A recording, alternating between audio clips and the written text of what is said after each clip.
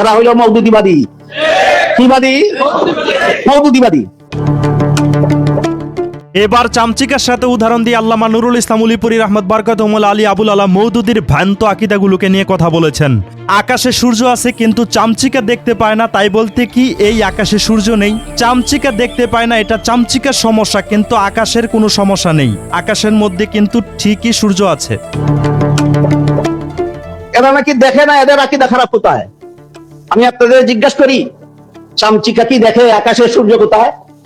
কেন সূর্যের দোষে না চোখের দোষে? চামচিকা যেভাবে নিজের চোখের দোষে দেখে না আকাশের সূর্যটা কোথায়, ঠিক তেমনি ভাবে মওদুদিবাদীদের আকীদার দোষে দেখে না এদের আকীদা খারাপ কোথায়।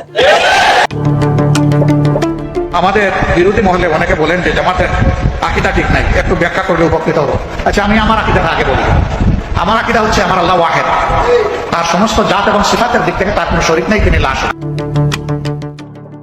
অবশ্যই আবুল আলা মওদুদির আকীদার মধ্যে সমস্যা আছে, কিন্তু সংগঠনের প্রধান আমির আলেম না হওয়ার কারণে আবুল আলা মওদুদির নষ্ট আকীদাগুলোকে, ভ্রান্ত আকীদাগুলোকে তারা দেখতে পাচ্ছে না। কারণ সংগঠনের প্রধান আমিরই তো কোনো আলেম নয়, ইসলামের দিক থেকে একজন গণ্ডমূর্খ। এই ভ্রান্ত আকীদা আহলে সুন্নাত ওয়াল জামাত পরিপন্থী। একমাত্র আহলে সুন্নাত ওয়াল জামাতের আকীদাই হলো বিশুদ্ধ আকীদা। যে মর্মে হাদিস শরীফে রাসূল করিম সাল্লাল্লাহু আলাইহি ওয়াসাল্লাম বলেছেন, বনী ইসরাইল ইহুদি খ্রিস্টানেরা ধর্ম নিয়ে দলাদলি করে 72 দলে বিভক্ত হয়েছিল, আর আমার উম্মত মুসলমানেরা 73 দলে বিভক্ত হবে। তোর মধ্যে রাসূল বলেন 72 দল মুসলমান হবে জাহান্নামী। 72 দল মুসলমান কারা? যারা ঈমানের 6 কথা বিশ্বাস করে তারা। 72 দল মুসলমান কারা? যারা ঈমানের 6 কথা বিশ্বাস করে না তারা, না যারা বিশ্বাস করে তারা? তারা 72 তারা হবে জাহান্নামী কেন? কারণ তাদের ঈমান আছে, আকীদা খারাপ।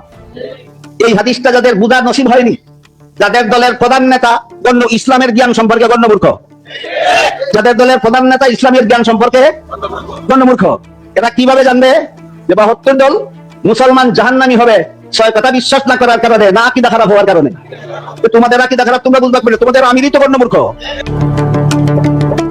আল্লামা নুরুল ইসলাম উলিপুরি রহমত বরকতুল আলী এখানে দিনের আলোর মতো একদম স্পষ্ট আর ক্লিয়ার করেই বলেছেন, 72 দল মুসলমান ঈমান থাকা সত্ত্বেও শুধু আকীদার কারণে তারা জাহান্নামে যাবে, আর একদল আকীদা শুদ্ধ থাকার কারণে তারা জান্নাতে যাবে।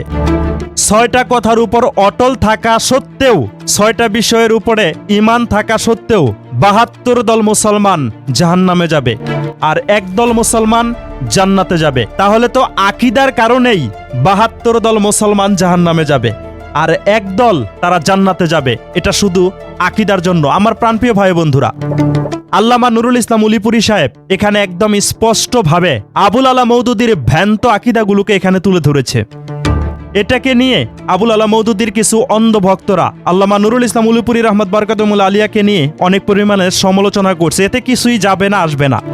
কারণ আল্লামা নুরুল ইসলাম উলিপুরি সাহেব একজন বিজ্ঞ আলেম, আর বাংলাদেশ জামাত ইসলাম নামক সেই সংগঠনের প্রধান আমির সে একজন ডক্টর। সে ইসলামের দিক থেকে একজন গণ্ডমূর্খ। সেই সংগঠনের নায়েবে আমির আব্দুল্লাহ মোহাম্মদ তাহের সাহেব, তিনিও ইসলামের দিক থেকে একটা গণ্ডমূর্খ। উনাদের অনুসারীরা যদি আল্লামা নুরুল ইসলাম উলিপুরি হাফিজাহুল্লাহকে নিয়ে উল্টাপাল্টা কথা বলে, এতে আল্লামা নুরুল ইসলাম উলিপুরি হাফিজাহুল্লাহর একটা লম্বাও ছেড়ে যাবে না। কারণ যে সমস্ত মানুষগুলোর ভিতরে ইসলামিক জ্ঞান নাই, তারা যদি আলেমদেরকে নিয়ে সমালোচনা করে, তাতে কিছু যাবেও না, আসবেও না। বাংলাদেশ জামাত ইসলাম নামক সেই সংগঠন অসংখ্য অগণিত টাকা ব্যয় করে, অসংখ্য অগণিত টাকা খরচ করে কওমি অঙ্গন থেকে কিছু বাতিল আলেমদেরকে ধরে নিয়ে তাদের সংগঠনে যোগদান করিয়েছে, পদ দিয়েছে। তারা দেখানোর চেষ্টা করছে কওমি অঙ্গন থেকে তাদের সংগঠনের মধ্যে গিয়ে আলেমরা যোগদান করছে। তাহলে কি তাদের আকীদা খারাপ? তারা তো কওমি অঙ্গনেই পড়ালেখা করেছে। বাংলাদেশ জামাত ইসলাম নামক সেই সংগঠনের কিছু নামদারি আলেমগুলো তাদের আকীদা যে খারাপ, তাদের খারাপ আকীদাগুলোকে ঢেকে রাখার জন্য কওমি অঙ্গন থেকে টাকা দিয়ে ভাড়া করে কিছু আলেম কিনে নিয়েছে, মানে শাক দিয়ে মাছ ঢাকার চেষ্টা করছে। কি মনে করেন আপনারা? কমেন্টে লিখে আপনাদের মতামত তুলে ধরবেন।